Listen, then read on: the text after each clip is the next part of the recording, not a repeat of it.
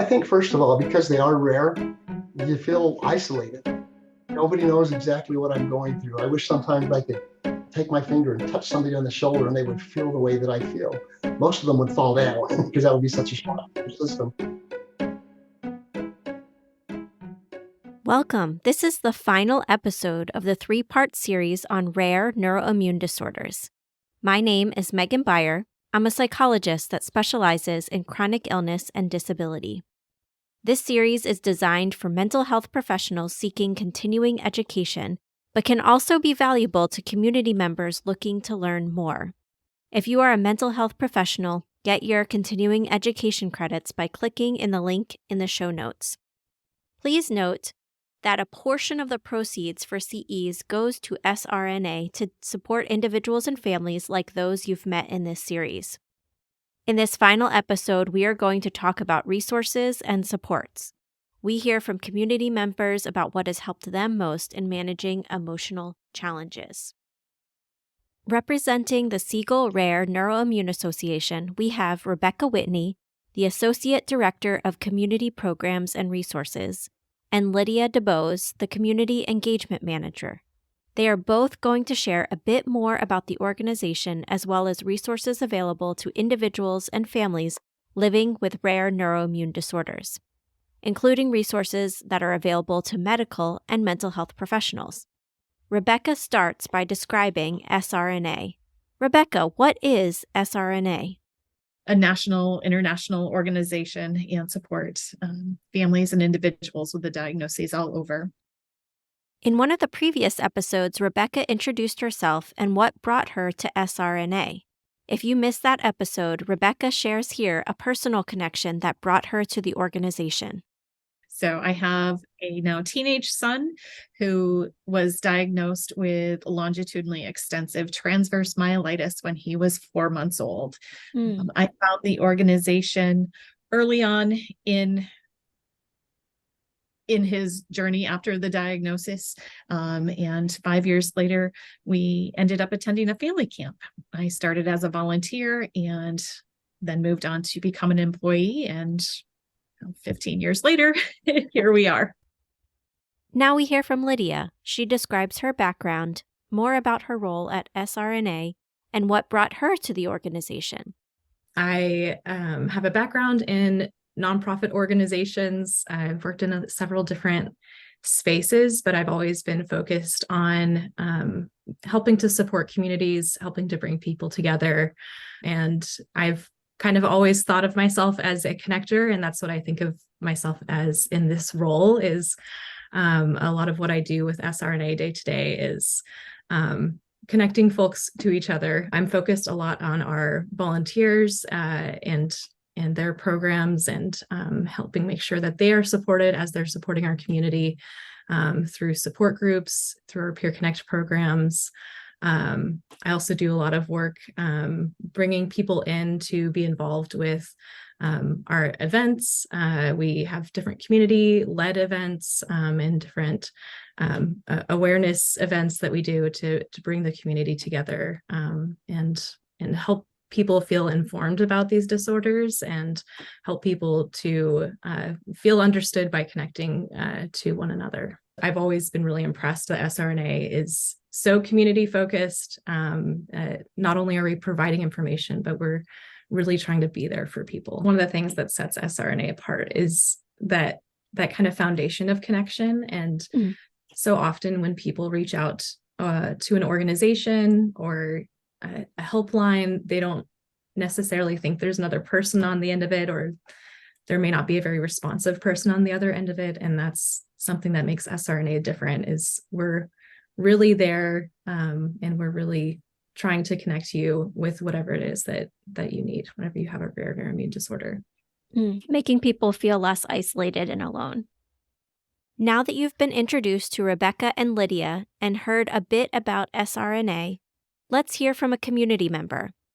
As you learned from Rebecca and Lydia, one of the goals of SRNA is to reduce isolation. Doug Kirby, diagnosed with neuromyelitis optica spectrum disorder, shares about what it is like to live with a rare diagnosis and how the connection brought up by Lydia has been important to him. Well, I think first of all, because they are rare, you feel isolated. Right? Nobody knows exactly what I'm going through. I wish sometimes I could take my finger and touch somebody on the shoulder and they would feel the way that I feel. Most of them would fall down because that would be such a shock to the system. So number one is isolation, is initially at least, you feel like nobody knows, nobody gets it. And again, that's where the support groups and these organizations are so helpful, is that you can get out of that. And it's amazing how you don't know people, but you're with them for less than a day and they're already your best friends. A person has to have a support team, of more than one person, because the caregiver is going to need some time away occasionally to scream in the pillow, right? And so having multiple people working to support an individual, let them know they're not alone, I think is really important. But it's not just individuals living with a rare condition that can feel alone. Family members can also feel isolated. Megan highlights the need to ensure siblings that are living without a rare medical diagnosis are not forgotten. And then with the family dynamic, we have a younger daughter who's 10 who does not have a health issue. And her life revolves around Mia's doctor's appointments and treatments and infusions and MRIs and what she can physically handle. And so it's really important for us to make sure that she feels special too, because so much of her life has to revolve around Mia. And so she often feels forgot about or left out. And so it's that balancing act. Another community member, Ireland, also shares her experience of feeling isolated and alone. She expands the discussion and shares her thoughts on how mental health providers could address the feeling, even if they are not experts in rare neuroimmune disorders. Please note there is some sound interference in the background when Ireland is speaking. There's not really a huge need to get into all the jargon, but there is a lot of individual issues that are going to be universal among all autoimmune disorders and all rare cases. There's always going to be this feeling of isolation. I think this is, not that people with cancer have it better or anything like that. It is like, when you have cancer, everybody kind of understands what you're saying. But like when you have something that's 27 syllables, it's not something that's understood. So there's going to be a lot of universal issues between cases that mental health professionals could cover. Isolation, depression, anxiety, but not anxiety as in, anxiety that we just try and back away, but anxiety that we look at, we confront, we notice. And we, I think also just saying that this is a legitimate feeling, like just having somebody to listen to you, to just say, yeah, I understand exactly why you feel that way. Like it's just the understanding of it, the finding empathy. That is really the key here, is just to key in on, I would never expect somebody to fully understand these processes because they've never had to know what these processes are. And they're never going to have as good of an understanding as I do of my issues. So I would just definitely try and have people focus in on finding those core issues that we all have. These last three community members highlighted the theme shared earlier by Lydia, that individuals with rare neuroimmune disorders and their family members can feel isolated, misunderstood. Lydia continues here by sharing additional challenges that she's observed while working with SRNA community members and care partners. She acknowledges the physical symptoms, but continues to highlight the need to feel connected and part of a community. Yeah, there's a lot of physical challenges that people experience, obviously, with a rare neuroimmune diagnosis. Getting used to different aspects of a disability or a chronic illness. There's the emotional side of it, of processing all of that and coming to terms with it. And then, like we've talked about, that connection piece, it really seems to be one of the biggest things that people are looking for. Is nobody's heard of transverse myelitis, nobody's heard of MOG antibody disease. How can I talk to somebody who understands what it even is in the first place, and then, what it's like to live with a rare disease.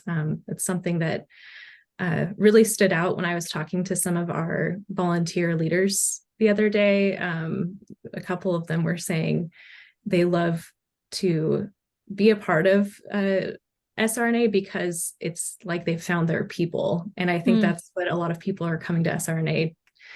They're looking to us to help find their people. Rebecca continues with her thoughts.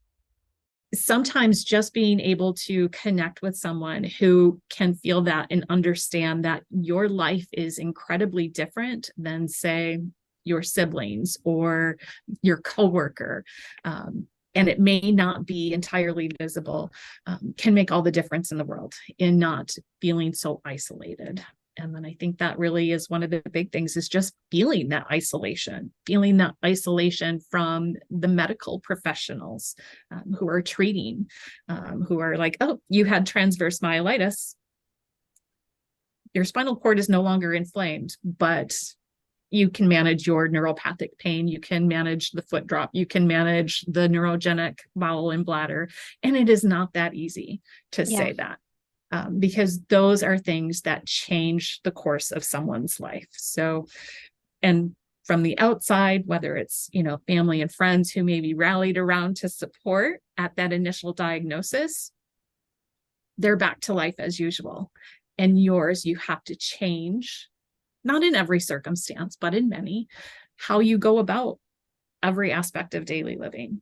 And that's, I think, probably the overbearing challenge, is that life as you know it has been flipped upside down, and you have to come to terms with what is it that you need to do next. How do you continue to move forward?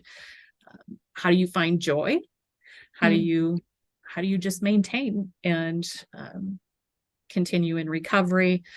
What's next? What does it mean? And I think those are the biggest challenges. And then along with that comes that mental health aspect of it all. And one thing I think is really important for people to recognize is, whenever you're handed a diagnosis like this, is there's a cycle of grief. Yeah, you're pinpointing exactly what I also think, that there's, a cycle of grief, but it's not one type of, it's not one time where you go through this grief cycle and then all of a sudden it's better. Every time you come up against something new that you hoped you could get through without these symptoms impacting, and then they do, or they change the way you wanted to do it, there's grief there, there's frustration. And that's something you almost have to kind of learn to manage. Am I hearing you correctly in saying that? Yes, absolutely. And it's really hard, because you think you can continue to move forward, and then an illness comes along and it takes you down harder than it would have before your diagnosis, or there's complications from a surgery that you otherwise wouldn't have had you not had that diagnosis. And like I said, and the rest of your support systems that you knew before have moved on, or you have, a day where the neuropathic pain is just so intense, but how do you explain to your employer that you can't sit behind that desk for 8 hours without them asking more questions that, quite frankly, may not be any of their business, or, without becoming, too emotional about it, because it can be a very isolating thing, and all of the pieces about it are not necessarily very visible to everyone. Absolutely. Yeah. I mean, you described that so well, and similar themes that I hear from many of the people that I work with as well. Speaking to mental health, as you brought it up, Rebecca, can you share a little bit more, sort of, what do we know about mental health in people living with these rare neuroimmune conditions? Is it more our anxiety disorders, depression, those kinds of things? Is it more common? And what do you think a mental health provider should know about these conditions? What should they learn about in order to really fully support somebody who might be coming into their office? Yeah. So I do have to say, I am not a medical professional. Sure. I am not a researcher. So all of what I share comes from my understanding of, what those who do research these these aspects of a rare neuroimmune diagnosis have found, and then what our community is telling us, and then of course what I personally live. So I do believe that there is indeed evidence that the rate of depression, anxiety, those mental health disorders do increase with a rare neuroimmune disorder diagnosis. And there could indeed be a physiological component of it, right? When there's inflammation in the central nervous system that's washing over the brain and spinal cord, that could have an impact on it. Dr. Lana Harder of UT Southwestern has done some research in this area. And then I know that we also, borrow some information from the MS community, right? Because of the similarities there. So, and there's been other research out of, I believe, Johns Hopkins with one of the professionals there, as far as the rates of depression and suicide in this community being higher than even in those with a terminal illness. And I learned that when my son was very small, and it was jarring to me to learn that someone with transverse myelitis, that the rate of suicide within this community was higher than that of someone with a terminal cancer. It just threw me for a loop, and it's something I have held on to ever since. So it just made me more vigilant of mental health for my child, for community members too. So yeah. My follow-up would be, if you were to seek out a mental health provider, either for yourself or for your son, what would you hope that they would know, or what do you want them to learn in order to best serve you, your family, or your son? I would want them to understand some of those components of the disease process, what it is impacting, and realizing that it can be so vast, right?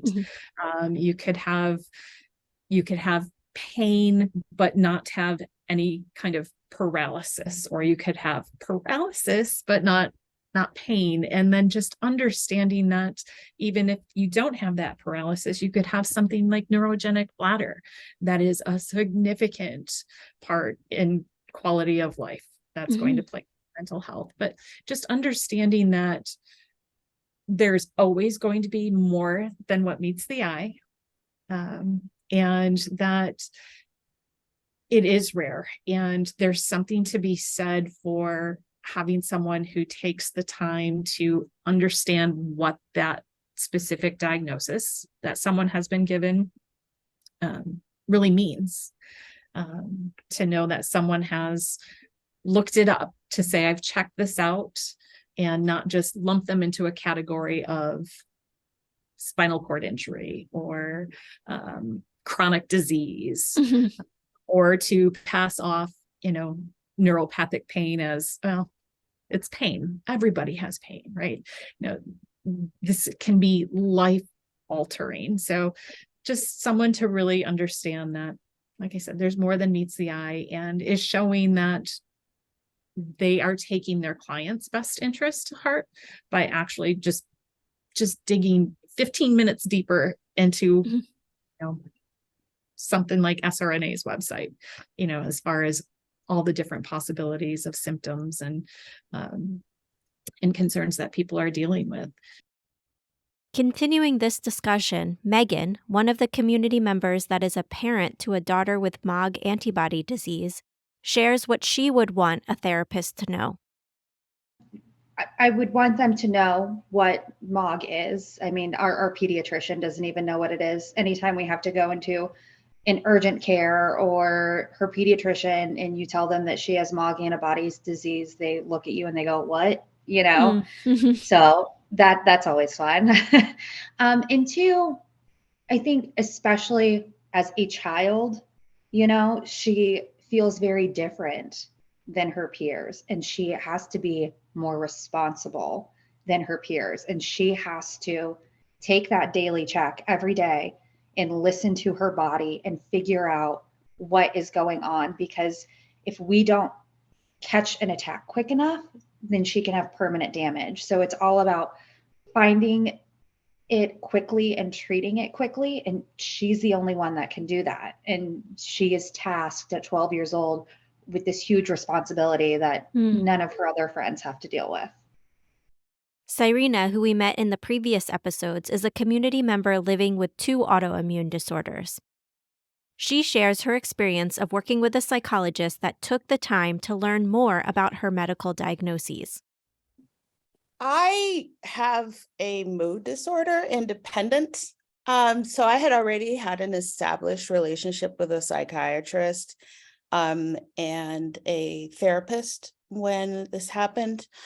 And so, you know, like you're saying, a lot of people don't have much experience dealing with medical illness.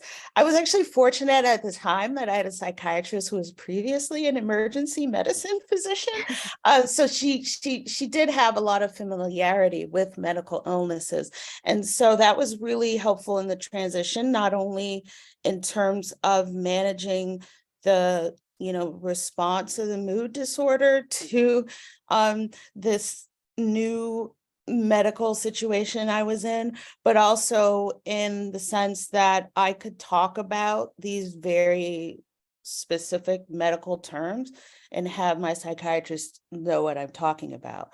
Now, my therapist, on the other hand, is an excellent therapist, and I still see her. But as you have noted a number of times, did not have specific training in dealing with major medical illness or chronic illness, and definitely not neuroimmune illness. However, through her practice, has had a number of patients who have major medical illnesses. I know she sees a few people who have MS, I'm her lupus patient, so on and so forth. So she was open to me talking about my illness, has, independently, and also with my assistance, learned more about transverse myelitis and the sort of mental health sequelae of the experience. And we have really talked a lot about, like Ireland, what you mentioned, that sort of like that foreboding sense that's constantly traveling with you, like when is the other shoe going to drop? And my shoe dropped a couple times after the first. So I, like it's really there, and I'm constantly like monitoring myself all the time. I still have some very mild weakness in my left hand. I have a foot drop. I have weakness in the left foot, and I have clonus. So like if I bounce my leg, it'll just go, go, go, go. So I still have residual symptoms that are always making me think, how much worse is this getting? Like I do have that part of me that's monitoring all the time. I still get back pain flares. I'm like, is it happening again? I'm not sure. When I went to the SRNA conference after the flight, I don't know if it was the stress. I don't know if I was exposed to somebody's cold, whatever it was. My immune system like went into overdrive. I'm feeling all this inflammation. I've got the back pain. I'm like, I can't have this happen when I'm on the other side of the country. So we talk a lot about that. And we really talk too about the fracture that happens in your sense of self, and the idea of I had been building a life and now that is gone. How do I build something else? And, I'm still working on the feeling that, like for somebody else, like what I'm doing is really amazing. And to me, in some ways, feels like the consolation prize, because, I had this thing happen and now I had to rearrange my whole life. And I have to be thinking, I honestly think like, I have to have a job so that if something happens to me, I can be out for 4 weeks. And it's not going to be a big deal. When I'm looking for jobs, one of the first things I look for is the health plan, like what's available to me, what are they going to cover? I'm really fortunate. My wife covers my health care right now. She's a clinical social worker at a hospital, so she gets really great health care. And so we pay extra. She has coworkers who are always like, oh, you should switch to the other plan, it's cheaper. We pay extra because I have a PPO. I can see my team in Boston without having to ask anyone permission. And I can see the therapist that I want to see. It's really important. I've been seeing her for, I think, a million years now. But although she didn't have experience in the major medical illness, like through specific training, I think in working with her, we've learned a lot from each other. She's learned a lot about what the experience is like, especially the combination of having a mental illness and a physical illness.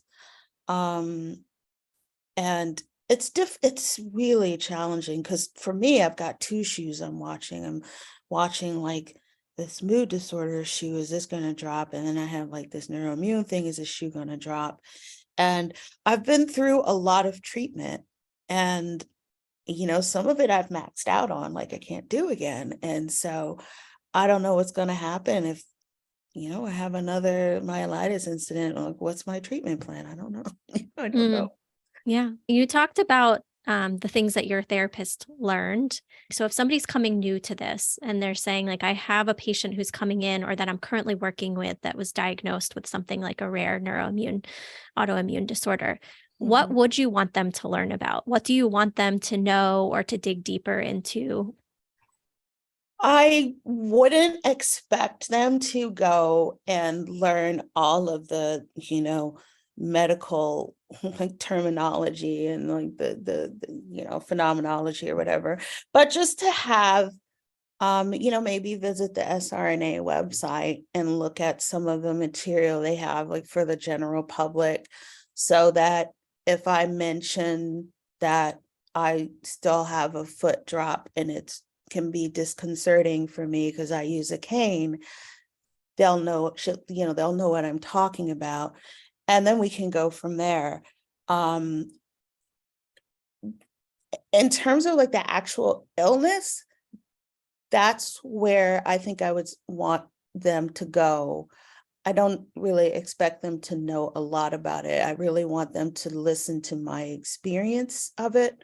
But a general knowledge is good. And I think the SRNA flyers are really great for that. But the rest of it, I think if at all possible, it's more important to establish a relationship with a therapist that you can, I suppose, teach, rather like right now. I mean, if you were to look for someone who had a specialty in major medical illness, chronic illness, it's it's really hard. So I think it's more important to have a therapist who's open to learning. But I think definitely programs like this will help a lot more. Doug shares what he would want from a mental health professional.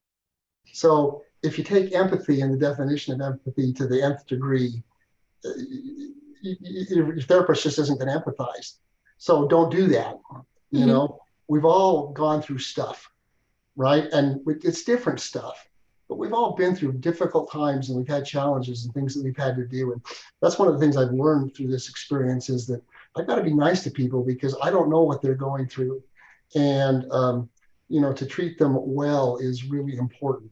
So as a therapist, you might not know exactly how I feel, but you know what it's like to feel alone. You know what it's like to feel that nobody cares, or that your life is over as you know it. And the things that you used to do, you can't do anymore. I think that we all can have that degree of empathy with each other. And so while we may not know exactly how each other is feeling, we know what it's like to go through a tough time. And I think a therapist that can that can feel that way would be awesome. Lydia shares some final thoughts about the importance of mental health professionals, along with family, friends, and medical team members doing their own homework to reduce the educational burden on people with rare conditions. Yeah, I'll just speak anecdotally from what I've heard of our community members as I've gotten to know them, or what they bring up in support groups, or what we hear from our volunteers who are working one-on-one with our community. I hear so much of, there are the physical challenges. There might be pain, there might be bladder issues, and there's certain medical ways to address those things, but many people want to know how to cope with those different pieces. And there's so much mentally that comes along with managing your symptoms and your diagnosis. People want to be able to talk about their experience, and they want to be believed, but they also don't always want to be walking around being a medical educator. Yeah. So having people that are willing to, like Rebecca said, take 15 minutes and just do some learning. Sometimes that is just people in their lives, in their families, and helping them to understand what their diagnosis is. So often people, I think, are disheartened by family and friends who aren't willing to take that next step to help learn about their diagnosis. Even medical providers who aren't really willing to dive in, and they're like, oh, you have MOG. Oh, I don't really know what that is, but here's your treatment, whatever, Yeah. But having somebody really see them and understand, and be willing to kind of dig in is really important when it comes to mental health. What I'm hearing is that it's important that people feel heard, validated, that they don't have to be the one who's always educating about it, that somebody's willing to sort of take a step forward and meet them, do a little bit of their own education. And all of that is taking a little bit of the burden. It doesn't take the disease away. It doesn't take the symptoms away, but it turns the volume down on the burden that they're carrying around. Yeah. And I know one topic that comes up a lot for people, kind of in addition to that, is, you're going to the doctor, you're having all these appointments, you have this medical trauma that you've been through oftentimes. I've heard from folks just recently talking about, the smell of the hand soap that they use in the hospital, having to go back and smell that again, triggers something in you. Things that you don't normally, those are things that maybe you wouldn't think about normally, that people just need to process, and figure out how to cope with going back into that setting, because our community might have to go for many appointments or different procedures or things that most people don't have to deal with and most people don't understand. In the next segment, we'll be hearing from Rebecca, a dedicated care partner. But first, I want to share something really special with everyone listening. For those of you who are living with rare neuroimmune disorders and their care partners or families, there's an incredible opportunity coming up. The Siegel Rare Neuroimmune Association is joining forces with Can Do Multiple Sclerosis to bring you a unique and free 4-part coaching series in August 2024. This coaching series will focus on relationships and emotional well-being. Can Do Multiple Sclerosis is known for their health and wellness education programs that empower families living with multiple sclerosis. They are extending their expertise to include those affected by rare neuroimmune disorders. This series is not only for those who are directly impacted by rare neuroimmune disorders, but it's also an amazing and valuable resource for mental health and medical professionals to give to their patients. It's a chance for individuals who are living with these conditions to gain insights, develop new and healthy habits, and connect with others who truly understand your journey. What I think sets Can Do MS programs apart is their inclusive approach. They embrace not only the person living with the disorder, but they also include and really focus on care partners, family members, and loved ones. As we know, the impact of these disorders extends well beyond the individual who's diagnosed. It touches everyone close to them. So I really encourage those listening to explore this opportunity. You can visit the Can Do Multiple Sclerosis website to learn more about the upcoming program. Now let's turn our attention back to Rebecca, who will share her experiences and the profound challenges that are often faced by care partners in this community. For care partners, caregivers, parents,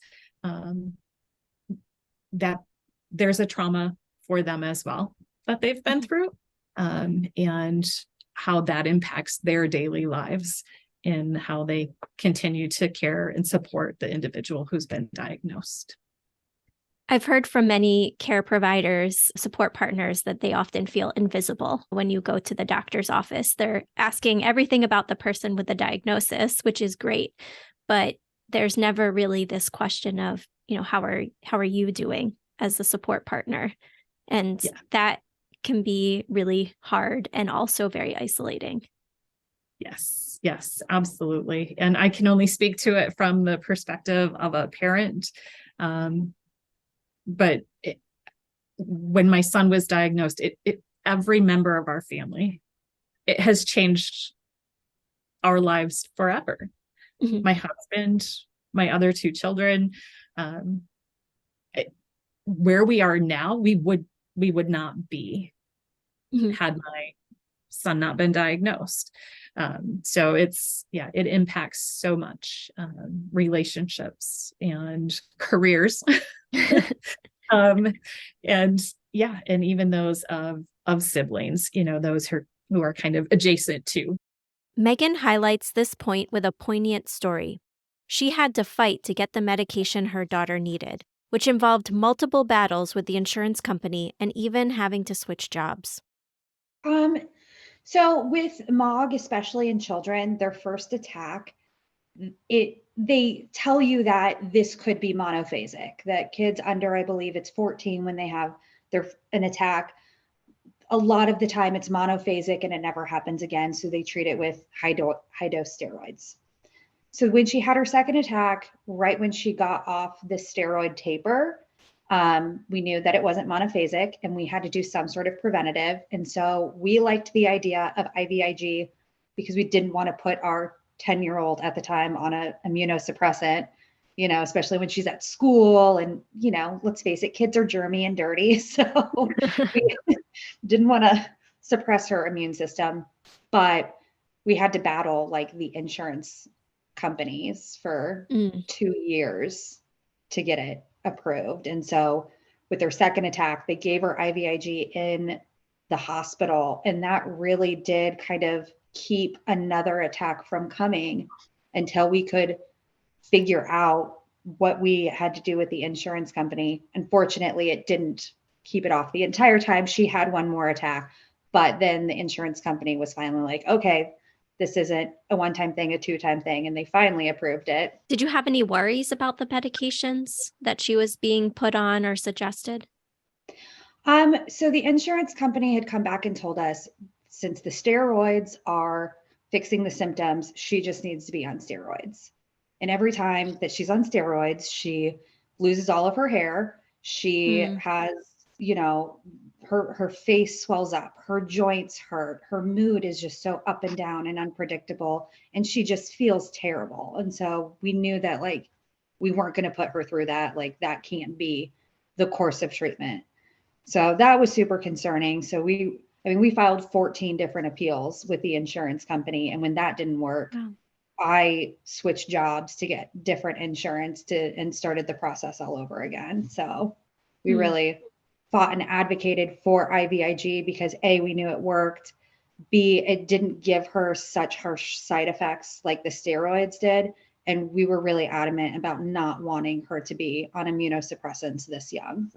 Doug and Megan discuss the significant adjustments their families have had to make, altering their lives and expectations.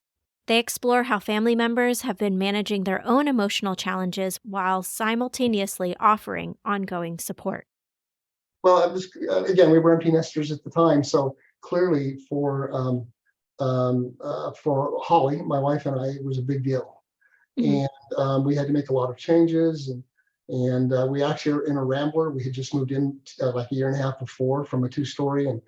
And so that was nice, but we still needed some ramps to get in and out because I couldn't walk when I first came home from the hospital. I didn't learn to walk for like 2-3 months later after I got out.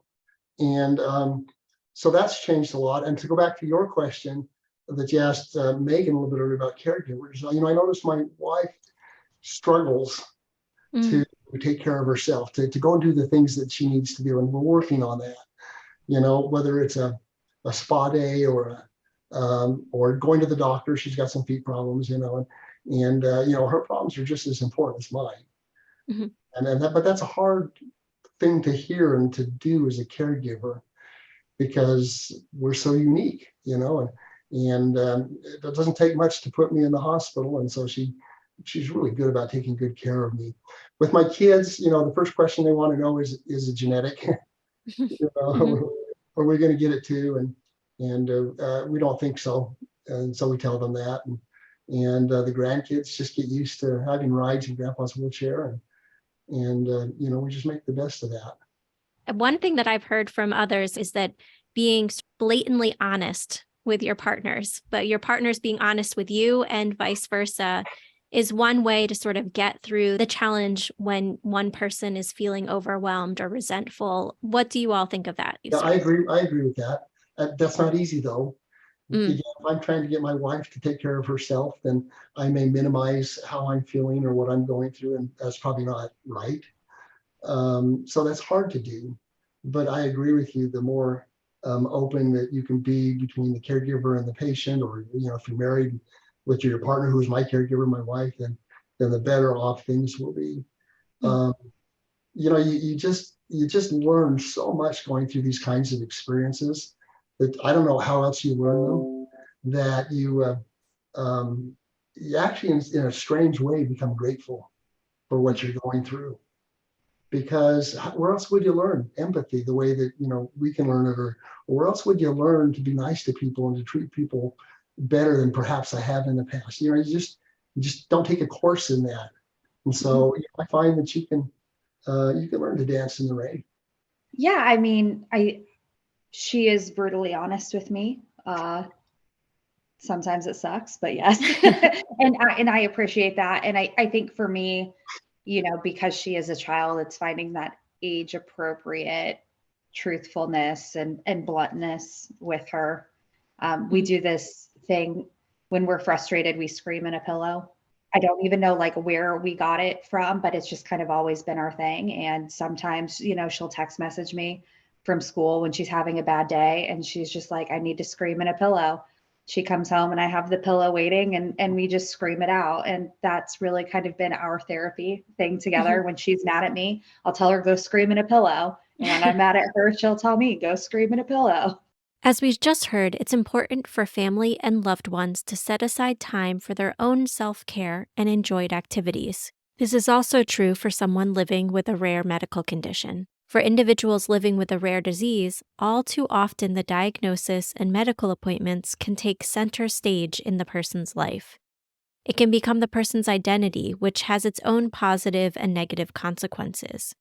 In my own practice, I often hear, especially from individuals with more progressed disease, that hobbies and activities that bring joy are put to the side or forgotten because of symptoms or time constraints. However, focusing on these activities can be extremely important for improving mood and quality of life. Both from a behavioral activation and ACT values standpoint, these can be extremely important. In this next section, Doug shares how he has tried to continue to try and incorporate hobbies and learning into his everyday life. When I first got this disease, people would say things like, I'm not going to let this disease define me. And it doesn't, but it's part of me. Right? But it's not all of me. And I think that's the first thing you have to think about. And even though there are things that I used to do to relax, I used to play the piano and guitar and do some other things, gardening. I loved gardening, and I just can't do any of that anymore the way I used to. And so I had to find some different things. And I'm kind of a lifelong learner. And so I subscribe to a couple of different TV or websites, I don't know what to call them, that are actually full series lectures, and I love that. I tend to lean towards the science side, but my wife and I, when we sit on the couch at night, sometimes we'll find something like a CBT course, or we're doing one right now on learning new vocabulary. Ah, that's And awesome. so, those are the kinds of things that we can do and have had to replace the things that we used to do. Mhm. And you just have to be forward thinking that way. Just because I've lost the use of this hand or this side of my body doesn't mean that I'm useless. I just need to find different uses for me. Where do you mind me asking more about specifically where you get those courses? Because I feel like that would be really interesting to some of the Yeah, people. so there's a company called Wondrium, and it's like $119 a year, and it is the best money you will ever spend on programming. I don't know if anyone else has ever done any of those, but they're awesome, and I'll never get through all of them in my lifetime. And so it's anything from astrophysics to vocabulary, and learning about different countries and the medieval period, and just things that I didn't take advantage of when I was in school earlier in life. Yeah, and now I'm trying to kind of work back, and we're empty nesters, so that works best for us. We have 5 kids, and most of them live close by, except for one that's in Texas. And we've just found that we have to use our time differently. And I've traveled now a little bit. I've been on an airplane several times, and it wears me out, but I can do it. And so we're getting better at that. We're learning what we can do and how to take advantage of the system. If you're having struggles, take advantage of the wheelchair service in the airport, and take advantage of those things. You're not abusing the system to do that. That's why it's there. Follow-up question. I've often heard from people that they feel they don't want to use those services. They feel either frustrated about being forced to kind of use those services or to use an assistive device. How do you respond to that if that shows up in your support group? You know what? That's what they're there for. And, I have a handicap placard on my license plate so we can park close. And I use a wheelchair when I'm out and about because I can't walk that far. And I just never felt self-conscious about that, the way I understand some people do. But you know what, if you're going to make life decisions about your quality of life and what you want to do, then you need to take advantage of some of those other opportunities that are out there to help you get through things a little bit easier. And you know what? And if somebody looks at you funny, just say hi. Because I can walk, and I worry sometimes that people see me get out of the car, and and I can walk. You can tell I've got a problem. I don't walk very well, but you know what? I've already decided if anyone ever says to me, "You look well enough not to need that handicap placard," I would say thank you. But you noticing that, because I work really hard to look well enough not to have to use that handicap placard. Before we move into this final section of the podcast, I want to say thank you to all the community members that gave of their time, expertise, and emotional energy to participate in this project. We close out this episode and this series hearing again from Lydia and Rebecca. They dig into the specific resources SRNA provides to community members, but also to medical professionals, mental health providers. There are a few things here that you can take advantage of, such as getting listed on the SRNA directory or learning more about the diagnoses we have explored in this series. We hear first from Lydia. Outside of our just ongoing support group meetings or education programs, we have our podcasts. We have a myelitis helpline. We have a lot of information sheets about each disorder for people who want to dive in and really learn more about each of them. We also have on our website a list of kind of medical professionals and our support group leaders that people can reach out to locally. One big thing that people don't always realize that we have is a resource library, and people can search the resource library for different topics, different disorders, different symptom management. And that is one of the best places that both our community members and for professionals who want to treat or help support our community members can look for good information, especially for psychologists or counselors. I'd recommend going and taking 15 minutes looking at our resource library. I know just last fall we had a symposium, and there were a couple of sessions that were presented on by psychologists and topics around cognitive effects of these disorders. And so just spending some time getting to know that can go a long way to helping people understand a little bit better. Awesome. And I will link to all of that so people can find it easily. And I would definitely advocate for, if you are a mental health provider, getting on your directory, because it's very easy to search. And it seems like that would be a good resource for people to look for a mental health provider that maybe has that background and expertise. Rebecca, can you share a little bit more maybe about any resources that might be specific to psychologists, counselors, therapists, other medical professionals? Sure. So one thing that immediately comes to mind for me is our SRNA annual quality of life family camp. So it's meant to be educational. It's meant to be fun. It's meant to connect families and kids to one another.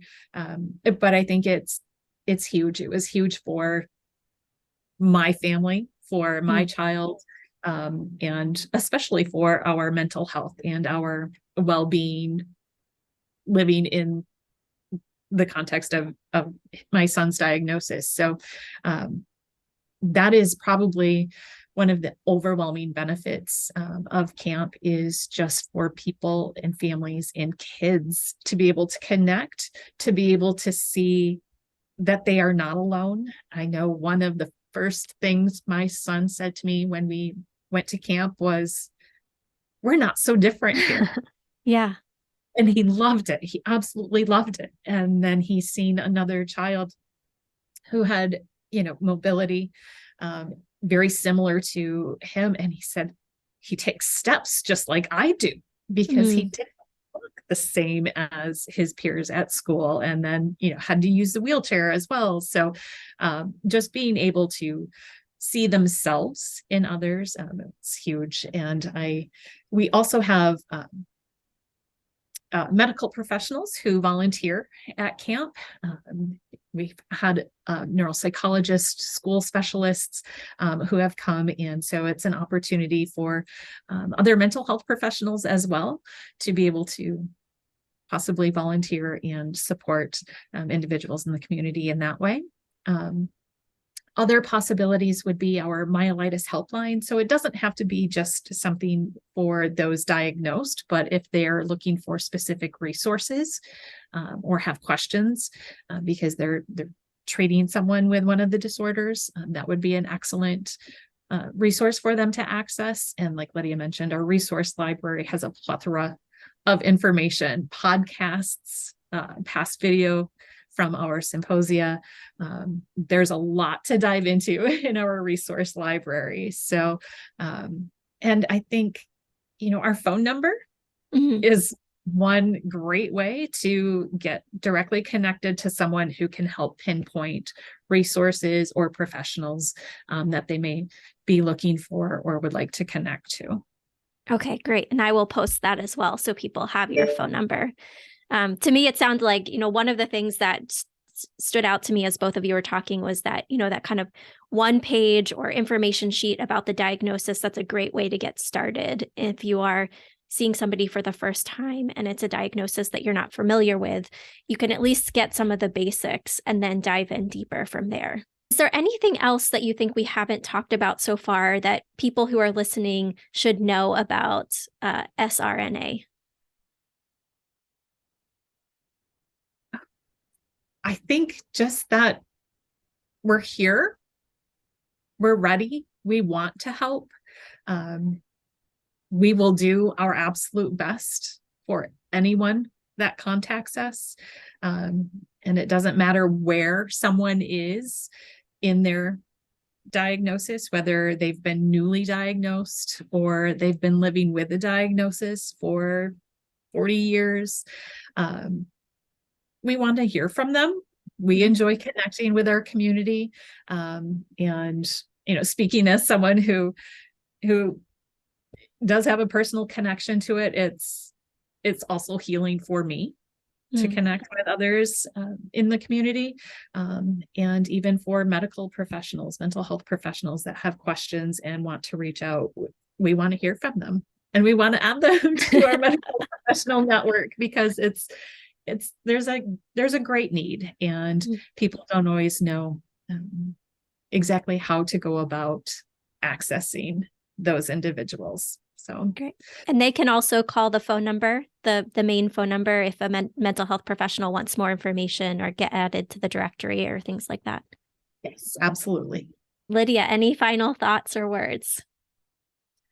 I don't think there's anything else that anybody needs to know about SRNA today, but I would say, SRNA, we're always growing and always changing. So, just because we didn't mention something here today doesn't mean it's not something that we might do in the future. So if people have questions or areas that they would like to see more support, or maybe if professionals are wanting to find somebody to collaborate with to do more work in this area, we're always open, and they can always reach out. As we close this 3-part series on rare neuroimmune disorders, I want to take a moment to reflect on what we've embarked on together. Throughout these episodes, we've explored the complexities of living with a rare neuroimmune condition. We've explored the significance of mental health support. And we've highlighted the invaluable resources available through SRNA, as well as other community support providers. We've heard powerful stories from individuals and families that have navigated these challenges and have emphasized the profound impact of feeling understood and connected. These stories underscore the importance of empathy, education, and support in managing not only the physical symptoms, but the emotional and psychological hurdles that accompany rare diagnoses. For mental health professionals, this series serves as a call to action to deepen our own understanding of rare neuroimmune disorders, as well as other rare conditions, and to strengthen our ability to provide compassionate, informed care. By engaging with resources like SRNA and getting ongoing education, we can better support our clients and their families on their journeys. I encourage everyone, whether directly affected by these conditions or looking to support someone who is managing a rare condition, to reach out, connect, continue learning. We can build a more empathetic and knowledgeable community. Thank you for joining me in these 3 episodes, and remember, you're not alone. Thank you for listening to this series. If you're interested in earning continuing education credits for listening, please visit findempathy.com/learn. It's important to note that when you pursue these credits through this series, you are also making a meaningful contribution. A portion of the proceeds from all continuing education credits for this series will be donated to SRNA, an organization that, as you've heard, is dedicated to aiding individuals and families managing rare neuroimmune disorders. While we feel strongly about keeping our education freely available, we see great value in supporting organizations like SRNA through paid continuing education credits. Please note also, when you get continuing education credits with us, you help to support this podcast and education. Our goal is to help people living with challenging medical conditions find the mental health providers who understand their diagnosis. Our education and this podcast is focused on increasing the number of mental health providers who can help. If you are a psychologist or a mental health provider that specializes in health populations, please consider signing up on the free Find Empathy directory. Go to findempathy.com and select Get Listed. We would love to connect with you on social media. Look for us on Facebook, LinkedIn, Twitter, and Instagram. If you have suggestions for topics you would like covered by this podcast, let us know. Our email is info@findempathy.com. Finally, please know that the opinions expressed by the experts today are their own. We are not financially supported by any of the businesses or resources described in today's podcast. Also remember that the content provided today is for educational purposes only. Please seek the guidance of your doctor or mental health provider for any questions you might have regarding your own health or medical condition. Thank you so much for listening, and we look forward to you joining us in the next episode.